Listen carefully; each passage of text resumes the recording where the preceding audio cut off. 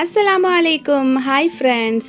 சமையல் நம்ம எல்லாருமே சூப்பராக பண்ணிடுவோம். ஆனால் சமைக்கிறதை விட ரொம்ப பெரிய கஷ்டம் என்ன அப்படின்னா, என்ன சமைக்கிறது அப்படின்னு யோசிக்கிறது தான்.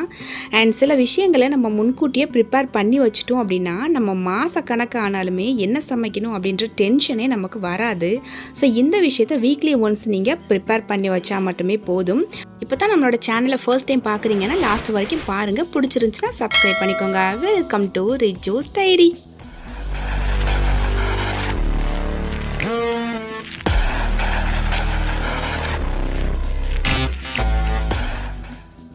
நம்ம எப்போவுமே வீக்லி பிளானிங் நம்ம பண்ண போகும்போது நம்மக்கிட்ட என்னென்ன வெஜிடபிள்ஸ் இருக்கணும் அப்படின்றத நாம் தான் முடிவு பண்ணணும். அதே நேரங்களில் நம்ம வெஜிடபிள்ஸ் வாங்கும்போது அந்தந்த சீசனுக்கு எந்த வெஜிடபிள்ஸ் உங்களுக்கு வந்து ரேட் கம்மியாக கிடைக்குதோ அதை நீங்கள் அதிகமாக வாங்கி யூஸ் பண்ணிக்கோங்க. இது மூலமாக உங்களுக்கு பணமும் அதிகமாக சேவ் ஆகும். நம்ம ஒரு வாரத்துக்கு தேவையான காய்கறிகள் வாங்கிட்டு வந்த கையோடு அதை ஃபுல்லாமே நம்ம வாஷ் பண்ணிடணும். ஒரு பெரிய பாத்திரத்தில் நிறைய தண்ணி சேர்த்துட்டு அதை நல்லா நம்ம வாஷ் பண்ணிவிட்டு அதை நம்ம காய வச்சிடணும். அதாவது நல்லா சுத்தமான காட்டன் கிளாத்தை விரித்து வச்சு அது மேலே நம்ம காய வச்சிட்டோம் அப்படின்னா ஓவர் நைட் ஃபுல்லாமே நல்லா ட்ரை ஆகணும். ஸோ நல்லா ட்ரை ஆனதுக்கப்புறமா நெக்ஸ்ட் டே தான் இதை நம்ம எடுத்து நம்ம சேஃபாக நம்ம ஃப்ரிட்ஜில் ஸ்டோர் பண்ணி வைக்கணும். எதுக்கு இந்த மாதிரி வாஷ் பண்ணணும் அப்படின்னா, அந்த வெஜிடபிள்ஸ் எல்லாமே அதை பறிக்கிறதுக்கு முன்னாடி அதிகமாக பூச்சி மருந்து எல்லாமே அவங்க தெளிச்சிருப்பாங்க. ஸோ இது எல்லாமே ரிமூவ் ஆகணும் அப்படின்றதுக்காகவும் நம்ம வாஷ் பண்ணாமலே நம்ம ஃப்ரிட்ஜில் ஸ்டோர் பண்ணோம் அப்படின்னா நமக்கு சீக்கிரமாக எல்லா காய்கறியுமே கெட்டு போயிடும். இப்போ வெயில் காலம் அதிகமாக இருக்குது அப்படின்றதால நீங்கள் என்ன காய்கறி வாங்கினாலுமே அதை ஒன்ஸ் நீங்கள் இந்த மாதிரி தண்ணியில் நல்லா வாஷ் பண்ணிவிட்டு அதுக்கப்புறமா காய வச்சுட்டு நீங்கள் சொட்டு தண்ணி கூட இல்லாமல் நீங்கள் ஸ்டோர் பண்ணிங்க அப்படின்னா உங்கள் வெஜிடபிள்ஸ் எல்லாமே ரொம்ப நாளைக்கு உங்களுக்கு தாராளமாக வரும். ஒரு வாரத்துக்கு தாண்டியும் கூட வர்றதுக்கு சான்சஸ் அதிகமாக இருக்குது. ஒரு பொருள் நம்ம வாங்குகிறோம் அப்படின்னா காசு கொடுத்து தான் வாங்குகிறோம், எதுவுமே ஃப்ரீயாக நமக்கு கிடைக்கிறதில்ல. ஸோ அதை எந்த வகையில் நம்ம எவ்வளவு சேமிப்போடு நம்ம பண்ணுறோமோ அந்த அளவுக்கு நம்மளுடைய பணமும் வந்து ரொம்பவே சேவ் ஆகும். ஸோ பொருட்களை எப்போவுமே காய்கறிகள் அப்படின்னு மட்டும் கிடையாது, வீட்டுக்கு தேவையான எந்த பொருள் வாங்கினாலுமே அதை எந்த மாதிரி பாதுகாக்கலாம், எந்த மாதிரி அதை ரொம்ப சேஃபாக வச்சுக்கலாம் அப்படின்றது பெண்களோட கைகளில் தான் இருக்குது. கேரட்லாம் நம்ம மொத்தமாக வாங்கி யூஸ் பண்ணும்போது அது சீக்கிரமாக கெட்டு போகிறதுக்கு சான்சஸ் அதிகம். நம்ம வாங்கின உடனே இந்த மாதிரி முறிஞ்ச சைட்லாம் இருந்துச்சு அப்படின்னா அப்படியே நம்ம வந்து சேவ் பண்ணக்கூடாது. அதை ஃபுல்லாக கட் பண்ணி எடுத்துடணும். சம்டைம்ஸ் அடிப்பட்ட மாதிரி கருப்பு கலரில் இருக்கும், அது எல்லாத்தையுமே நம்ம கத்தியை வச்சு ரிமூவ் பண்ணிட்டு தான் நம்ம ஸ்டோர் பண்ணணும். இந்த மாதிரி கேரட்டோட முள் பகுதியும் அடிப்பகுதியும் நம்ம கட் பண்ணி எடுத்துட்டு நம்ம ஒரு பாக்ஸில் ஸ்டோர் பண்ணி வைக்கும்போது நமக்கு அதிக நாட்கள் வரும். இன்னுமே நம்ம யூஸ் பண்ணும்போது நம்ம கேரட்டை எடுத்து பார்க்கணும், எது நம்ம வந்து இப்போ யூஸ் பண்ணுற மாதிரி இருக்குது அப்படின்றத சீக்கிரமாக நம்ம யூஸ் பண்ணுறது இன்னும் நல்லது. அதே மாதிரி பீட்ரூட் பார்த்திங்கன்னா நல்ல மணலோடு இருக்கும், சில பீட்ரூட் ரொம்ப செம்மண் சேர்ந்தது மாதிரி இருக்கும். ஸோ அதை நீங்கள் அப்படியே நீங்கள் வாஷ் பண்ணி வைக்கிறது உங்கள் ஹெல்த்துக்கு நல்லது கிடையாது. அதனால நல்லா வாஷ் பண்ணிவிட்டு உள்ளே ஸ்டோர் பண்ணி வச்சுக்கலாம். அடுத்து பச்சை மிளகா நம்ம ஸ்டோர் பண்ணும்போது எல்லாருக்குமே தெரியும் அந்த காம்பு எல்லாமே ரிமூவ் பண்ணிட்டு தான் வைப்போம். ஆனால் அந்த காம்பு ரிமூவ் பண்ணும்போது நம்ம கவனிக்க வேண்டிய விஷயம், சில பச்சை மிளகா இந்த மாதிரி பழுத்த மாதிரி இருக்கும். ஸோ அந்த மாதிரி இருக்கும்போது அதை நீங்கள் தனியாக ஒரு பாக்ஸில் போட்டு வச்சுக்கிறணும். நல்லா பச்சையாக இருக்கக்கூடிய பச்சை மிளகாயை ஒரு பாக்ஸ்லையும், லைட்டாக பழுத்த மாதிரி இருக்குது அப்படின்னா அதை இன்னொரு பாக்ஸ்லையும் போட்டு வச்சுக்கிறணும். லைட்டாக பழுத்த மாதிரி இருக்கிற பச்சை மிளகாய் நீங்கள் ஃபஸ்ட்டே நீங்கள் யூஸ் பண்ணிடலாம். அடுத்து இந்த மாதிரி நல்லா க்ரீன் கலராக இருந்துச்சு அப்படின்னா இது வந்து ஒரு 10 நாளைக்கு மேலேயே உங்களுக்கு தாராளமாக வரும். அண்ட் கொத்தவரங்காய் எல்லாமே நம்ம ஃபுல்லாக நம்ம ஸ்டோர் பண்ணி வைக்கும்போது பாக்ஸில் நமக்கு இடமும் பத்தாது. அதையே நம்ம கேரி பேக்கில் போட்டு வச்சோம் அப்படின்னா கேரி பேக்கோட ஹீட்லேயே சீக்கிரமாக அது கெட்டு போகிறதுக்கு சான்சஸ் அதிகமாக இருக்குது. அதை இந்த மாதிரி நம்ம ஃப்ரை பண்ணுறதுக்கு ஏற்றது மாதிரி நல்லா கட் பண்ணிவிட்டு அதை ஒரு பாக்ஸில் நம்ம ஸ்டோர் பண்ணி வச்சுக்கலாம். ஏன்னா இது ஏற்கனவே நம்ம நல்லா வாஷ் பண்ணிவிட்டு காய வச்சது தான். அதனால நமக்கு சீக்கிரமாக கெட்டு போகாமல் ரொம்ப நாளைக்கு இந்த கொத்தவரங்காய் வரும். அதே நேரத்தில் நம்ம சமைக்கும்போது டக்குன்னு எடுத்து சமைச்சிடலாம். அடுத்ததாக தக்காளியோட ரேட்டு வந்து கம்மியாக இருக்கும்போது நம்ம அதிகமாக வாங்கி வச்சுப்போம். 2 கிலோ 50 ரூபா இந்த மாதிரி கிடைக்கும்போது. ஸோ மொத்தமாக வாங்கி நம்ம ஸ்டோர் பண்ணுறோம் அப்படின்னா இந்த மாதிரி முகுல் சைடு எல்லோ கலரில் இருக்கக்கூடியது வந்து கொஞ்சம் பழுக்கிறதுக்கு தாமதமாகும். அதை வந்து நீங்கள் அடிப்பகுதியில் வச்சுக்கோங்க இந்த மாதிரி. ஏன்னா அதுக்கு மேலே பார்த்தீங்கன்னா நல்லா கொஞ்சம் மீடியமாக இருக்கக்கூடிய தக்காளியை மேலே நம்ம வைக்கணும். அதாவது அடிப்பகுதியில் வச்சது முகுல் பக்கத்தில் எல்லோ கலராக இருக்குது. இப்போ வந்து லைட்டாக மீடியமாக பழுக்கக்கூடிய தக்காளி பார்த்தீங்கன்னா முகுல் பக்கத்தில் இந்த மாதிரி நல்லா ரெட் கலரில் இருக்கும். ஸோ இதை வந்து நம்ம மேல் பகுதியில் வைக்கணும். இந்த மாதிரி நம்ம மேலே வந்து நல்லா பழுத்ததை வச்சுட்டு அடிப்பகுதியில் காய வைக்கும்போது நமக்கு எடுத்து யூஸ் பண்ணுறதுக்கு கரெக்டாக இருக்கும். சீக்கிரமாக தக்காளியுமே கெட்டு போகாமல் இருக்கும். நம்ம குறைஞ்ச விலையில் கிடைக்குது அப்படின்றதுக்காக அதிகமாக வாங்கி ஸ்டோர் பண்ணிவிட்டு அதை எப்படி நம்ம ஸ்டோர் பண்ணுறதுனே தெரியாமல் சும்மா கேரி பேக்கில் கட்டி போடுவோம். நம்ம வாங்கினதில் பாதி தக்காளி கெட்டு போயிடும். ஸோ இந்த மாதிரி பண்ணோம் அப்படின்னா கண்டிப்பாக நம்மளோட பணத்தை வந்து சேமிக்க முடியும். அடுத்ததாக இந்த மாதிரி கேப்சிகம் வாங்கணும் அப்படின்னா அதிக நாள் நமக்கு வரணும் அப்படின்னா அது உள்ளே இருக்கக்கூடிய சீடை வந்து நம்ம கம்ப்ளீட்டாக ரிமூவ் பண்ணிடணும். ஸோ உள்ளே இருக்கக்கூடிய விதை எல்லாத்தையுமே ரிமூவ் பண்ணிவிட்டு இந்த மாதிரி பெரிய பெரிய சைஸில் நம்ம கட் பண்ணிவிட்டு நம்ம பாக்ஸில் போட்டு வச்சிட்டோம் அப்படின்னா நமக்கு ஒரு 3 நாள் 4 நாளுக்கு தாராளமாக வரும். இந்த கேப்சிகம்மை நம்ம நல்லா வாஷ் பண்ணிவிட்டு காய வச்சது தான், அதனால் நம்ம தைரியமாக யூஸ் பண்ணிடலாம். ஸோ இதை வந்துட்டு சொட்டு தண்ணியோடு இல்லாமல் நம்ம ஸ்டோர் பண்ணுறது ரொம்பவே முக்கியம். அதே மாதிரி நீங்கள் கேப்சிகம் வாங்கும்போது கொஞ்சம் பழுத்தது இல்லாமல் பார்த்து வாங்கிக்கோங்க. அடுத்ததாக முருங்கைக்காயெலாம் பார்த்தீங்கன்னா அந்த காலத்தில் மணலில் நல்லா பிதைச்சி போடுவாங்க. ஸோ மணலுக்கு அடியில் இருக்கும்போது நல்லா ஃப்ரெஷ்ஷாக இருக்கும். நம்ம ஃப்ரிட்ஜில் வைக்கும்போது கூட அதிகமாக கெட்டு போயிடும். நம்ம முருங்கைக்காய் எல்லாமே பல்காக வாங்கி ஸ்டோர் பண்ணும்போது ஃபஸ்ட்டு அதை இந்த மாதிரி தோல் எல்லாமே ரிமூவ் பண்ணிவிட்டு நம்ம குழம்புக்கு எந்த மாதிரி போடுவோமோ அப்படி கட் பண்ணி நம்ம எடுத்துக்கிறணும்.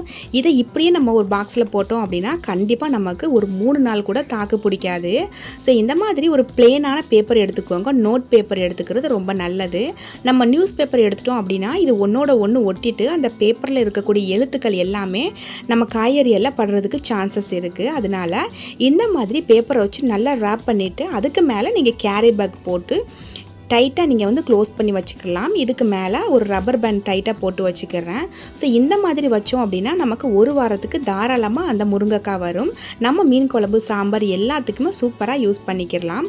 அடுத்ததாக இந்த வெயிலில் அதிகமாக பாதிக்கப்படக்கூடியது இந்த உருளைக்கிழங்கு தான். ஏன்னா லாஸ்ட் வீக் நான் 1 கிலோ வாங்கினேன், அதில் 1/4 கிலோ உருளைக்கிழங்கு அதிகமாக கெட்டு போயிடுச்சு. ஸோ அதுக்கப்புறமா இந்த ட்ரிக்ஸை நான் யூஸ் பண்ண எனக்கு கை கொடுத்துச்சு. அந்த உருளைக்கிழங்கு அடியில் ஒரு நியூஸ் பேப்பர் போட்டுக்கோங்க. ஸோ அது மேலே உருளைக்கிழங்கை போட்டுட்டு கூடவே வெள்ளைப்பூண்டு சேர்த்து போட்டுட்டோம் அப்படின்னா அந்த உருளைக்கிழங்கு வந்து நல்லா ட்ரையாக இருக்கும். அதே நேரத்தில் ஃப்ரெஷ்ஷாகவும் இருக்கும். உங்களுக்கு கெட்டு போகாமலும் லாங் லைஃப் வரும். அடுத்து நீங்கள் வந்து நான்வெஜ் பிரியர் அப்படின்னா கண்டிப்பாக உங்கள் வீட்டில் கருவாடு இருக்கும். அந்த கருவாடு வாங்கின உடனேயே நம்ம வெயிலில் நல்லா காய வச்சுட்டு அதுக்கப்புறமா அதோட தலைப்பகுதி வால் பகுதி எல்லாமே கட் பண்ணிவிட்டு நம்ம ஃப்ரிட்ஜில் ஸ்டோர் பண்ணுவோம். அந்த கருவாடில் இருந்தாலுமே லைட்டாக ஒரு ஈரப்பதம் இருக்கும். அதுக்கு எப்போவுமே நம்ம ஸ்டோர் பண்ணும்போது நம்ம பேப்பரில் நல்லா சுற்றிட்டு நான் உள்ளே வைக்கணும். ஏன்னா இந்த மாதிரி பேப்பரில் சுற்றி நம்ம வைக்கும்போது அதில் ஈரப்பதம் கொஞ்சம் கொஞ்சம் இருந்துச்சு அப்படின்னாலுமே அந்த ஈரத்தை கூட இந்த பேப்பர் வந்து நல்லா உறிஞ்சிரும். ஸோ இதை வந்து ஒரு பாக்ஸில் வச்சு தான் நம்ம ஸ்டோர் பண்ணுவோம். இந்த பாக்ஸை நம்ம வெளியில் வைக்க முடியாது, ஃப்ரிட்ஜை உள்ளே தான் ஸ்டோர் பண்ணுவோம். சில நேரங்களில் ஃப்ரிட்ஜுக்குள்ளே இந்த கருவாடு இருக்குது அப்படின்றதால ஒரு மாதிரி பேட் ஸ்மெல் வந்து அடுத்த பொருட்கள்லையுமே வர்றதுக்கு சான்சஸ் இருக்குது. அதனால் கொஞ்சமாக கருவேப்பிலை எடுத்துகிட்டு அதை நல்லா பிச்சு போட்டுட்டோம் அப்படின்னா இந்த கருவாடோட ஸ்மெல் வந்து பாக்ஸை தாண்டி வெளியில் வரவே வராது. நம்ம இந்த கருவாடு பக்கத்துலேயே வேறு எந்த பொருள் வேணாலும் வச்சுக்கலாம். ஸோ இந்த மாதிரி கருவாடை சூப்பராக நம்ம ஸ்டோர் பண்ணி வச்சிட்டோம் அப்படின்னா இந்த கருவாடு பார்த்தீங்கன்னா நான் மொத்தமாக வாங்கி வச்சுட்டேன். இது நிறைய இருக்குது அப்படின்றதால எனக்கு 1.5 மாதம் 2 மாதத்துக்கிட்ட தாராளமாகவே வரும். அடுத்ததாக நம்ம கருவேப்பிலை வந்துட்டு நல்லா வாஷ் பண்ணிவிட்டு காய வச்சுட்டு அந்த இலையை மட்டும் உருகிட்டு இந்த மாதிரி ஒரு ஜிப்லாக் கவர் இல்லைன்னா ஒரு பவுச்சில் போட்டு நம்ம சேவ் பண்ணி வச்சிட்டோம் அப்படின்னா நமக்கு நல்லாவே ஃப்ரெஷ்ஷாக இருக்கும், கெட்டு போகாமலே இருக்கும். அண்ட் இந்த மாதிரி நம்ம வந்து ஸ்டோர் பண்ணி வைக்கும்போது அதிகமான ஸ்பேஸ் நமக்கு கிடைக்கும். நம்ம புதினா மல்லியை கூட இந்த மாதிரி பவுச்சில் நம்ம ஸ்டோர் பண்ணி வச்சுக்கலாம். ஸோ இப்போ பாருங்கள், கம்ப்ளீட்டாக நம்ம ஸ்டோர் பண்ணி வைக்கக்கூடிய பொருட்கள் எல்லாமே நம்ம ரெடி பண்ணி வச்சுட்டோம். நம்ம பணம் கொடுத்து ஒரு பொருள் வாங்குகிறோம் அப்படின்னா அதை எந்த மாதிரி நம்ம பாதுகாப்பாக பயன்படுத்தணும் அப்படின்றது நம்ம கைகளில் தான் இருக்குது. ஸோ நம்மக்கிட்ட வாங்கின இந்த பொருட்கள் வந்து ஒரு வாரத்துக்கு எந்த மாதிரியான பொருட்கள் இருக்கோ அதுக்கு தகுந்தது மாதிரியான நம்ம மீல் ப்ரிப்ரேஷன் நம்ம ஈஸியாக பண்ணி வச்சுக்கலாம். அண்ட் நம்ம வந்து குழம்பு பண்ணும்போது இல்லை கிரேவி பண்ணும்போது குருமா பண்ணும்போது அதிகமாக நமக்கு தேவைப்படுறது தேங்காய் பேஸ்ட்டு தான். ஏன்னா அன்னன்னைக்கு நம்ம தேங்காய் எடுத்துகிட்டு கீறிட்டு அரைச்சி ரெடி பண்ணுறது நமக்கு இன்னும் வேலை வந்து டபுள் மடங்கு தான் கூடும். ஸோ அதுக்கு வாரத்துக்கு ஒரு டைம் இந்த மாதிரி தேங்காய் பேஸ்ட்டை வந்து அரைச்சி ஒரு பாக்ஸில் போட்டு வச்சுட்டு அதை வந்து நீங்கள் ஃப்ரீசரில் வச்சு நீங்கள் க்யூபாக எடுத்து யூஸ் பண்ணும்போது உங்களுக்கு அதிக நாளைக்கு யூஸ் பண்ணிக்கிறலாம். சில குழம்புக்கு பார்த்திங்கன்னா நம்ம தேங்காய் பால் வந்து திக்காக சேர்த்துப்போம். எக்ஸாம்பிள் பார்த்திங்கன்னா நம்ம கருவாட்டு குழம்புக்கு நல்லா தேங்காய் பால் சேர்த்தோம்னா இன்னும் டேஸ்ட்டாக இருக்கும். ரசத்துக்கு தேங்காய் பால் சேர்த்தோம்னா நல்லாயிருக்கும். ஸோ அந்த மாதிரி தேங்காய் பால் சேர்க்கக்கூடிய ரெசிபிக்கு இந்த மாதிரி திக்கான தேங்காய் பாலை நம்ம க்யூபாக ரெடி பண்ணி எடுத்து வச்சுக்கலாம். ஸோ இப்போ வந்து நல்லா ரெடி ஆகிடுச்சு. இதை வந்து ஒரு ஜிப்லாக் கவரில் போட்டுட்டு நல்லா டைட்டாக மூடி நம்ம ஃப்ரீசரில் வச்சுட்டோம் அப்படின்னா ஈஸியாக நம்ம எடுத்து யூஸ் பண்ணிக்கலாம், டென்ஷனே இல்லாமல். அடுத்ததாக புதினாமல்லி நம்ம ஸ்டோர் பண்ணி வைக்கும்போது கீழே பேப்பர் வச்சுட்டு அது மேலே புதினாமல்லி வச்சுக்கோங்க, அது மேலே பேப்பர் வச்சுட்டு அது மேலே வச்சுக்கோங்க. ஸோ இந்த மாதிரி 2 பார்ட்டாக நம்ம பிரித்து வச்சோம் அப்படின்னா அதிக நாள் கெடாமலே இருக்கும். அடுத்ததாக முக்கியமானது இஞ்சி பூண்டு பேஸ்ட்டு ரெடி பண்ணுறதா. அந்த பூண்டு உரிக்கிறது தான் நமக்கு ரொம்ப டென்ஷனாக இருக்கும். ஒரு 5 நிமிஷம் நீங்கள் தண்ணியில் ஊற வச்சுட்டு அதுக்கப்புறமா இந்த மாதிரி உங்களோட கைகளாலேயே ஈஸியாக இஞ்சி பூண்டு வந்து உரிச்சிடலாம். ஸோ இஞ்சி வந்து நம்ம சுரண்டுறதுக்கு கத்தியில் நம்ம சுரண்டணும் அப்படின்னா அதிகமான அளவு இஞ்சி வந்து நமக்கு வேஸ்ட் ஆகும். இன்னுமே நம்மளோட கைகளில் வந்து தெரித்து அதிகமாக எரிச்சல் ஏற்படுத்துறதுக்கு சான்சஸ் இருக்குது. அதுக்கு இந்த மாதிரி ஸ்பூனை வச்சு அதோட தோல் எல்லாமே ஈஸியாக ரிமூவ் பண்ணிடலாம். அதை நல்லா ஸ்டோர் பண்ணி வைக்கிறதுக்கு கொஞ்சமாக ஆயில் சேர்த்துட்டு உப்புத்தூள் சேர்த்து நம்ம அரைச்சி எடுத்துட்டோம் அப்படின்னா நமக்கு 1.5 மாதத்துக்கு தாராளமாக வரும். நம்ம சீசனுக்கு தகுந்தது மாதிரி காய்கறிகள் எப்படி வாங்குறணுமோ அதே மாதிரி நம்ம பழங்களுமே வாங்குறது நம்ம உடலுக்கு ரொம்பவே நல்லது. இந்த வெயில் சீசன் ரொம்ப கடுமையான வெயிலாக இருக்குது. அதனால இந்த சீசனில் அதிகமாக நுங்கு, லெமன், தர்பூசணி இந்த மாதிரி வாங்கி யூஸ் பண்ணிக்கோங்க. ஸோ ரேட்டுமே உங்களுக்கு கம்மியாக தான் கிடைக்கும். இந்த தர்பூசணி வந்து நல்லா மிக்சியில் போட்டு கிரைண்ட் பண்ணி எடுத்துட்டு அதை ஒரு கிளாஸில் சேர்த்துட்டு ஒரு 1/2 லெமன் சேர்த்துக்கிறேன். அது கூடவே நம்ம வந்து நன்னாரி சிரப் வந்து சேர்த்துக்கலாம். இது நல்லா மிக்ஸ் பண்ணிவிட்டு மேலே வந்து நம்ம புதினாவை தூவி ஒரு சில்லுன்னு ஐஸ் கட்டி போட்டு குடித்தோம் அப்படின்னா ரொம்பவே சூப்பரான ஒரு ஜூஸ் ரெடி ஆகிடுச்சு. இந்த ஜூஸ் வந்து நமக்கு இந்த வெயில் காலத்தில் ரொம்பவே எனர்ஜியாக இருக்கும். நம்ம வெளியில் பாட்டிலில் வாங்கி கூல்ட்ரிங்க்ஸ் வாங்கி சாப்பிட்றத காட்டிலும் இந்த மாதிரி வாங்கி சாப்பிடுங்க. ஸோ அதிகமாக சீசனில் கிடைக்கக்கூடிய பழங்கள் வாங்கி வச்சுக்கோங்க. அடுத்ததான் நம்ம மசாலா தான் ரெடி பண்ண போகிறோம். நம்ம வந்துட்டு பிரியாணி ரெசிபி, அடுத்து வெஜிடபிள் பிரியாணி, புலாவ் ரெசிபி இதுக்கெல்லாமே இந்த மாதிரி பவுட்ரு வந்து யூஸ் பண்ணிக்கிறலாம். இது அளவு பார்த்தீங்கன்னா 2 ஜாதிக்காய் எடுத்துக்கிறேன். ஒரு ஜாதிக்காய் வந்து சின்ன சைஸாக எடுத்துக்கிறேன். அடுத்து வந்து 6 ஏலக்காய் எடுத்துக்கிறேன். அடுத்து வந்து நம்ம கிராம்பு பார்த்தீங்கன்னா 1 ஸ்பூன் அளவு சேர்த்துக்கலாம். அடுத்து பிரிஞ்சி இலை வந்து நல்லா பெரிய இலையாக பார்த்து 2 இலை எடுத்துக்கிறேன். பட்டை வந்து நம்ம விரல் சைஸில் ஒரு 3 பட்டை எடுத்துக்கிறேன். ஸோ கல்பாசி வந்து ஒரு 2 ஸ்பூன் அளவு எடுத்துக்கிறேன். அடுத்து ஜீரகம் வந்து 2 ஸ்பூன் அளவு, சோம்பு வந்து ஒரு 1/2 ஸ்பூன் அளவு, அதே மாதிரி மிளகு வந்து நான் 1/2 ஸ்பூன் அளவு தான் நான் எடுத்துக்கிறேன். காரம் வந்து அதிகமாக நான் சேர்க்க மாட்டேன். மல்லி வந்து உங்ககிட்ட முழு மல்லி இருக்குது அப்படின்னா 2 ஸ்பூன் மல்லி எடுத்துக்கோங்க, இல்லைன்னா பவுட்ரு வந்து 2 ஸ்பூன் எடுத்துக்கோங்க. ஸோ இது எல்லாத்தையுமே நல்லா ட்ரை ரோஸ்ட் பண்ணிவிட்டு அதுக்கப்புறமா நம்ம மிக்சியில் வந்து நல்லா பவுட்ரு பண்ணி எடுத்துட்டோம் அப்படின்னா நமக்கு சூப்பரான ஒரு பிரியாணி மசாலா ரெடி ஆகிடுச்சு. இந்த மசாலா நீங்கள் ரெடி பண்ணி வச்சுட்டீங்க அப்படின்னா நீங்கள் ஃப்ரைட் ரைஸ் பண்ணும்போது லைட்டாக ஒரு பிஞ்ச் மட்டும் எடுத்து சேர்த்துக்கலாம். இல்லைன்னா நீங்கள் ஏதாச்சும் கிரேவி பண்ணுறீங்க, ஒரு மஷ்ரூம் கிரேவி பண்ணுறீங்க அப்படின்னா அதில் ஒரு 2 பிஞ்ச் அளவு சேர்த்துட்டீங்க அப்படின்னா வாசனை செம்மையாக இருக்கும். அண்ட் நீங்கள் பிரியாணி பண்ணுறதுக்கு இந்த ஒரு பவுட்ரு மட்டுமே போதும். நீங்கள் அதிக விலை கொடுத்து வெளியில் எந்த பவுட்ருமே வாங்க வேண்டிய அவசியமே கிடையாது. ஸோ இந்த பிரியாணி பார்த்தீங்கன்னா இந்த பவுடர்லாம் ரெடி பண்ணது தான் ரொம்பவே டேஸ்டியாக இருக்கும். ஸோ நாமளுமே இந்த மாதிரி வீட்டில் ப்ரிப்பேர் பண்ணி வச்சிட்டோம் அப்படின்னா நம்மளோட வேலை வந்து ரொம்ப ஈஸியாயிரும். அடுத்து வந்து மிளகாய்த்தூள் தான் ரெடி பண்ண போகிறோம். இதுக்கு வந்து காஷ்மீர் மிளகாய்த்தூள் வந்து நல்ல கலர் கொடுக்கும். அதனால மிளகாய் வந்து இந்த காஷ்மீர் மிளகாய் வந்து 3/4 கிலோ சேர்த்துக்கிறேன். அடுத்து வந்து குச்சி மிளகாய் வந்து 1/4 கிலோ சேர்த்துக்கிறேன். ஸோ ஸ்க்ரீனில் நான் போட்டிருக்கேன். இது ரெண்டையுமே நம்ம ஒன்றா சேர்த்துட்டு நம்ம ரைஸ் மில்லில் கொடுத்து அரைச்சி எடுத்துட்டோம் அப்படின்னா நமக்கு மிளகாய்த்தூள் ரெடி ஆயிரும். இது வந்து 2 மாதத்துக்கு மேலேயே தாராளமாக வரும். அடுத்ததாக நான் வந்து கறி மசாலா ரெடி பண்ண போகிறேன். இது வந்து மட்டன், சிக்கன், நண்டு, இறால், கணவாய் இந்த மாதிரி எல்லா நான்வெஜ் ஐட்டமுக்கும் இது சேர்த்துக்கலாம். இதோட டீட்டெயில்ஸ் வந்து ஸ்க்ரீனில் கொடுத்துக்கிறேன். உங்களுக்கு தேவைப்பட்டுச்சுன்னா ஸ்க்ரீன்ஷாட் எடுத்து வச்சுக்கோங்க. ஸோ ஜீரகம் வந்து 3/4 கிலோ, கசகசா 200 கிராம், சோம்பு வந்து 150 கிராம். ஸோ இந்த மாதிரி எல்லாமே கரெக்டான ரேஷியோவில் போட்டு நம்ம ரெடி பண்ணோம் அப்படின்னா நமக்கு சூப்பரான மசாலா ரெடி ஆகிடும். இதை வந்துட்டு நம்ம வாங்கின உடனேயே நம்ம எல்லாத்தையுமே ஒன்றா நம்ம மிக்ஸ் பண்ணிவிட்டு ரைஸ் மில்லில் கொடுத்து அரைச்சி நம்ம ரெடி பண்ணி வச்சுக்கிட்டோம் அப்படின்னா 6 மாதம் 7 மாதம் வரை தாராளமாக வரும். நம்ம வந்து 1 மாதத்துக்கு மட்டுமே மீல் பிளானிங் பண்ணுறது கிடையாது. இந்த மாதிரி மசாலா எல்லாமே முன்கூட்டியே ரெடி பண்ணி வச்சிட்டோம் அப்படின்னா 6 மாதம் வரை நம்ம தாராளமாக டென்ஷனே இல்லாமல் நம்ம சமைக்கலாம். அதே மாதிரி மஞ்சள் தூள் நீங்கள் அரைக்கும் போது எந்த அளவுக்கு மஞ்சள் எடுக்கிறீங்களோ அதே அளவு 1/4 பங்கில் நீங்கள் வந்து சோம்பு சேர்த்து நீங்கள் அரைச்சிங்க அப்படின்னா அந்த மஞ்சள் தூள் நல்லாவே வாசனையாக இருக்கும், சீக்கிரமும் கெட்டு போகாமலே இருக்கும். ஸோ இப்போ வந்து கொடுத்த மசாலா எல்லாமே எனக்கு அரைச்சி ரெடியாக வந்துடுச்சு. இதை வந்து ஒரு பாட்டிலில் போட்டு நான் ஸ்டோர் பண்ணி வச்சு வெளியில் வச்சுட்டேன் அப்படின்னா எனக்கு நமக்கு வந்து யூஸ் பண்ணுறதுக்கு ரொம்பவே யூஸ்ஃபுல்லாக இருக்கும். ஸோ பேலன்ஸ் இருக்கக்கூடிய மசாலாவை நான் வந்து ஒரு பெரிய பாக்ஸில் போட்டு ஃப்ரிட்ஜில் வந்து ஸ்டோர் பண்ணி வச்சுப்பேன் 6 மாதம் 7 மாதம் வரை. ஸோ இப்போ பார்த்தீங்கன்னா நமக்கு என்னென்ன பொருள் தேவை, என்னென்ன மசாலா தேவை அப்படின்றத நம்ம எல்லாமே டீட்டெயில்டாக பார்த்தோம். ஸோ இந்த மாதிரி ஒரு சின்ன ஒரு பிளானிங் போட்டு வச்சுட்டோம் அப்படின்னா நமக்கு நம்மளுடைய சமையலை வந்து டென்ஷனே இல்லாமல் சமைக்கிறதுக்கு யூஸ்ஃபுல்லாக இருக்கும். அதில் முக்கியமானது அவசியம் தேவை அப்படின்னு போட்டிருக்கேன். ஸோ எது இருக்கோ இல்லையோ நம்மக்கிட்ட தக்காளி, வெங்காயம், உருளைக்கிழங்கு, பச்சை மிளகாய், புதினா மல்லி, கருவேப்பிலை. ஸோ இது எல்லாமே கம்ப்ளீட்டாக நமக்கு வேணும். எதுவுமே இல்லை அப்படின்னாலுமே இந்த விஷயங்களை வச்சு மட்டுமே நமக்கு ஏதாச்சும் ஒரு சமையல் நம்ம பண்ணி முடிச்சிடலாம். அடுத்ததான் நம்ம குழம்பு ரெசிபி, அடுத்து வந்து நம்ம வெரைட்டி ரெசிபிஸ், அடுத்து பிரேக்ஃபாஸ்ட், லஞ்ச் இந்த மாதிரி தனித்தனியாக பிரித்து எழுதி வச்சுக்கிறேன். இப்போ குழம்பு அப்படின்னு பார்த்தா சாம்பார், பருப்பு குழம்பு, பூண்டு குழம்பு, ரசம், கருவாட்டு குழம்பு, மஷ்ரூம் கிரேவி இந்த மாதிரி நமக்கு தெரியுமோ, நமக்கு என்ன ஈஸியாக யூஸ்ஃபுல்லாக இருக்குமோ அதை வந்து ஒரு சைடு எழுதிக்கிறேன்.